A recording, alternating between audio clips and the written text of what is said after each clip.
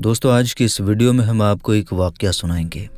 ये वाक़या कुछ इस तरह है कि इराक़ में एक ताजिर रहा करता था जिसको अल्लाह ताला ने बेपनाह जानवरों और दौलत से नवाजा हुआ था। वो जानवरों को बेचने का कारोबार करता था, उनको पालता पोसता, उनकी देखभाल करता, अच्छी ग़िज़ा खिलाता और हलाल तरीके से बेच देता। इस वजह से उसे एक जगह से दूसरी जगह जाना पड़ता था। एक बार ऐसा हुआ कि उसने अपनी बकरियों को दूसरे शहर जाकर बेचने का फ़ैसला किया। उसने अपने बेटे से कहा कि मैं ये बकरी बेचने के लिए जा रहा हूँ। बेटे ने कहा हम आपके साथ चलते हैं। अब्बा जान तो ताजिर थे, कहने लगे नहीं, इस बार नहीं। इसके बाद ताजिर अच्छी नीयत के साथ अपनी बकरियों को लेकर हल्ब शहर की तरफ रवाना हो गया। वो ताजिर उस जगह पर पहुँच चुका था। कुछ दिन वो वहीं पर रुका। वहाँ पर मवेशियों का एक बहुत बड़ा मेला लगा हुआ था। उसने अपनी बकरियां बेची और बहुत सारी रकम लेकर वापस अपने शहर की तरफ रवाना हो गया। अभी वो अपना सफ़र जारी रखे हुए था कि एक डाकू जो उस जगह का मशहूर डाकू था, उसने ताजिर को देख लिया और वो डाकू समझ गया कि ताजिर के पास तो बड़ी रकम है, यानी बहुत ज़्यादा रुपए पैसा है। उसने सोच लिया कि मैं इसे लूट लूँगा। वो डाकू लगातार उस ताजिर के पीछे लगा हुआ था। जब ताजिर रास्ते में एक वीरान जगह पर एक दरख्त के नीचे कुछ देर आराम करने के लिए रुका तो उस डाकू ने ताजिर पर हमला कर दिया। उसकी गर्दन पर अपना खंजर रखा और कहने लगा, जो कुछ तुम्हारे पास है निकाल कर मेरे हवाले कर दो। उस नेक इंसान ने इधर उधर देखा और शोर मचाया कि कोई उसको बचा ले, मगर उस वीरान जगह पर उसकी आवाज़ सुनने वाला कोई इंसान नहीं था। उसने खामोशी से अपना तमाम माल डाकू के हवाले कर दिया और कहा कि अब तो मुझे जाने दो। लेकिन डाकू की नीयत बदल चुकी थी। उसने कहा, नहीं, मैं तुझे मार डालूंगा। ताजिर ने कहा, तुमने मेरा सारा माल ले लिया, अब तुम्हें मेरी जान से क्या गर्ज है? मेरे छोटे छोटे बच्चे हैं, मुझे कत्ल ना करो। मगर डाकू पर खून सवार था। ताजिर ने उसकी मिन्नत समाजत की, मगर डाकू ने कोई परवाह ना की और उसको कत्ल करने लगा। ताजिर ने दाएं बाएं देखा कि उसकी कोई मदद कर दे, मगर वहाँ कोई इंसान मौजूद नहीं था। अचानक उसकी नज़र ऊपर दरख्त पर गई जिसके नीचे वो आराम कर रहा था। उसने वहाँ पर देखा कि 2 कबूतर बैठे हुए हैं और उसकी तरफ देख रहे हैं। उसने उन कबूतरों की तरफ देखकर कुछ कहना चाहा, लेकिन तब तक डाकू खंजर से उस पर हमला करने लगा। अचानक ताजिर ने बड़ी मुश्किल से उन कबूतरों को मुखातिब किया कि ऐ कबूतरों, गवाह रहना कि मुझे इसने बेरहमी से मारा है। मेरे हलाल कमाए हुए माल को इसने छीन लिया है। तुम गवाह रहना और मेरे बच्चों को मेरे बारे में बता देना। डाकू उसे मार चुका था और उसके आखिरी अल्फाज मजाक के अंदाज में दोहराने लगा कि ऐ कबूतरों, गवाह रहना, गवाह रहना, गवाह रहना, ऐ कबूतरों। ये कबूतर तो बेजान तेरी क्या गवाही देंगे। अब डाकू उस नेक इंसान को मारकर अपने रास्ते पर आ चुका था। रास्ते में भी वो वही अल्फाज दोहरा रहा था कि बेजुबान परिंदे इसकी गवाही देंगे, ऐसा नहीं हो सकता। उन्हें क्या मालूम मैं कौन हूँ। इधर उस नेक इंसान के घर वाले उसके आने के मुंतज़िर थे। दिन गुजरते गए लेकिन ताजिर की कोई खबर न मिली। चुनांचे उसका बड़ा बेटा अपने वालिद की तलाश में उसी हल्ब शहर आया। वहाँ उसको बताया गया कि फ़लाँ तारीख़ को तुम्हारे वालिद यहाँ आए थे, उस जगह पर रुके और उसके पास अपनी बकरियां बेची और इतनी रकम वसूल की थी जो कि बहुत ज़्यादा रकम थी। और कुछ दिनों के बाद हल्ब के कुछ दूर फासले पर वीराने में किसी नामालूम शख्स ने उसे खंजर से मार दिया और सारी रकम छीन कर भाग गया। तुम्हारे वालिद को इसी शहर के कब्रिस्तान में दफना दिया गया है। बेटा बहुत रोया, बहुत गमज़दा था। अपने बाप से मोहब्बत करने वाला वो बेटा शहर के हाकिम के पास गया और कहा कि ये कैसे हो गया। मेरा बाप तो यहाँ पर कारोबार के सिलसिले में आया था, बकरियों को बेचता था और उसके पास जो रकम थी वो रकम भी ना मिल सकी। रकम का गम तो नहीं लेकिन बाप के जाने का गम है। ऐसे कैसे आपके शहर में कोई अजनबी आता है और किसी को मार कर चला जाता है? क्या आपके पास कोई पकड़ने वाला नहीं है?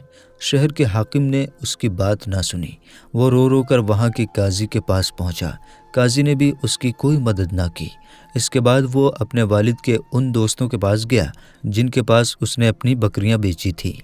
उसके दोस्त कहने लगे, ये बात तो सच है कि उसने रकम जमा की और रकम लेकर अकेले निकल पड़ा, लेकिन बताओ कौन गवाही देगा, क्योंकि वो तो तन्हा था, उसके साथ कोई भी नहीं था।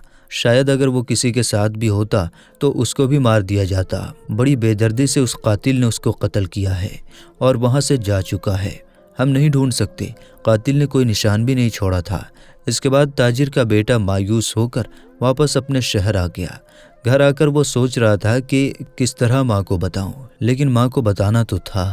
اس نے کہا، ماں، بابا کو اس طرح سے کسی نے مار دیا ہے، اور وہ کون اجنبی تھا ہم نہیں جانتے، پیسہ بھی لے کر بھاگ چکا ہے، اور باپ کو اس نے زخمی بھی کر دیا۔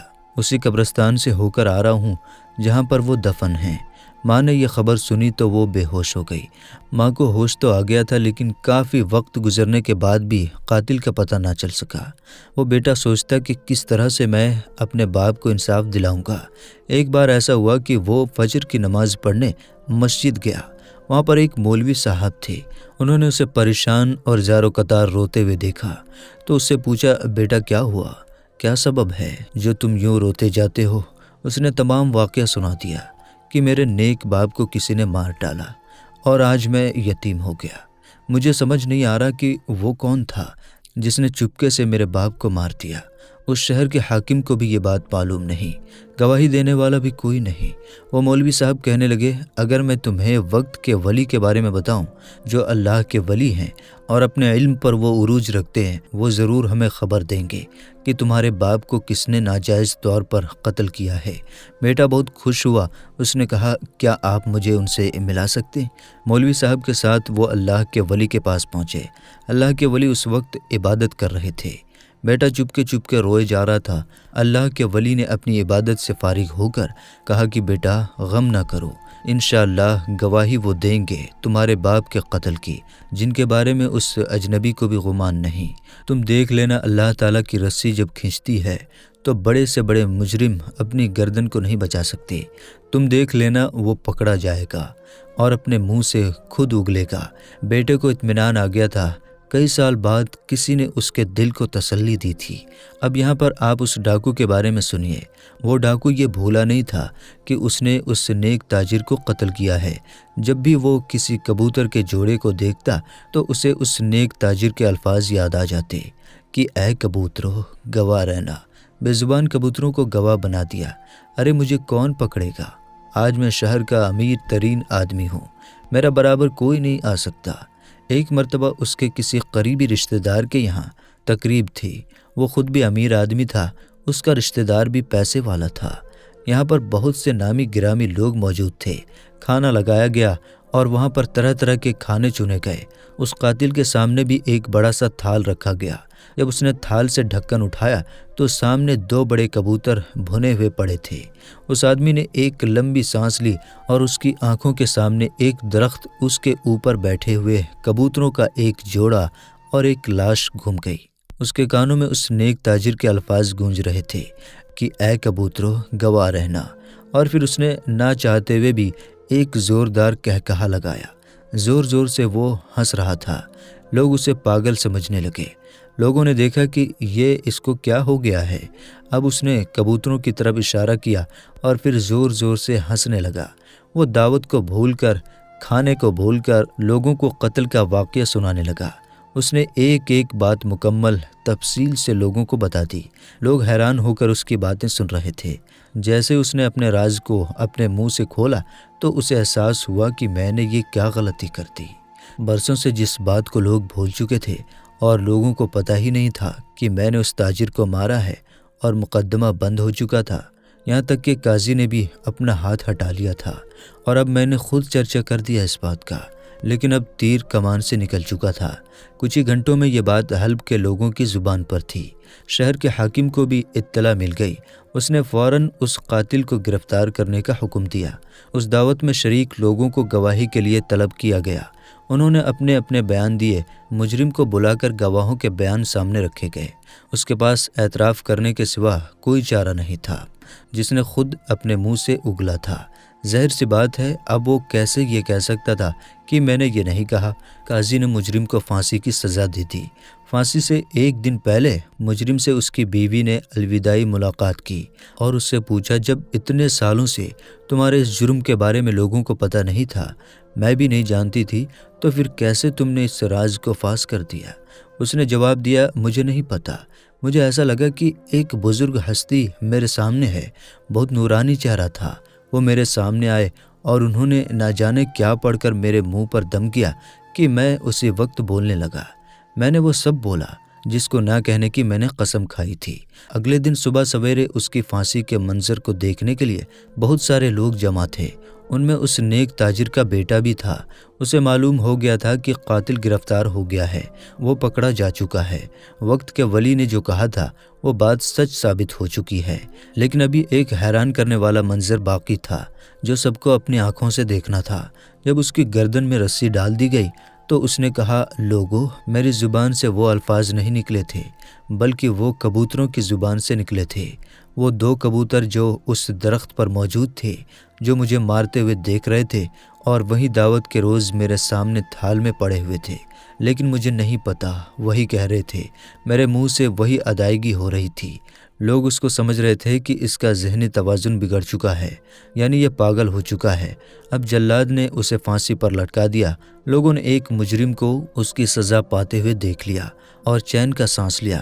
پھر اچانک ہی لوگ بے اختیار نعرہ تکبیر اللہ اکبر کی آواز بلند کرنے لگے کہ یا اللہ، تو چاہے تو بے زبانوں کو بھی زبان دے دے۔ اسی وقت لوگوں نے 2 کبوتروں کو دیکھا جو قاتل کے سر پر بغیر کسی حرکت کے بیٹھے تھے۔ سارے لوگوں نے کہا، ہم نے گواہی دی، ان 2 کبوتروں نے بھی گواہی دیتی ہے۔ اور پھر یہی نہیں ہوا کہ مجرم کو اپنی سزا مل گئی، بلکہ بکریوں سے حاصل ہونے والی وہ رقم جو اس تاجر نیک انسان کی تھی، وہ رقم اس کے بیٹے کو دلوائی گئی۔ سبحان اللہ! بے شک انسان اگر نیک کام کرتا ہے تو اللہ تعالیٰ گواہی بے زبانوں سے بھی دلوا دیتا ہے۔ ہمیں یقین ہونا چاہیے اس بات کا۔ دوستو، یہ ویڈیو آپ کو کیسی لگی کمنٹ باکس میں ضرور بتائیں۔ ملیں گے اگلی ویڈیو میں انشاءاللہ تعالیٰ۔ السلام علیکم، اللہ حافظ۔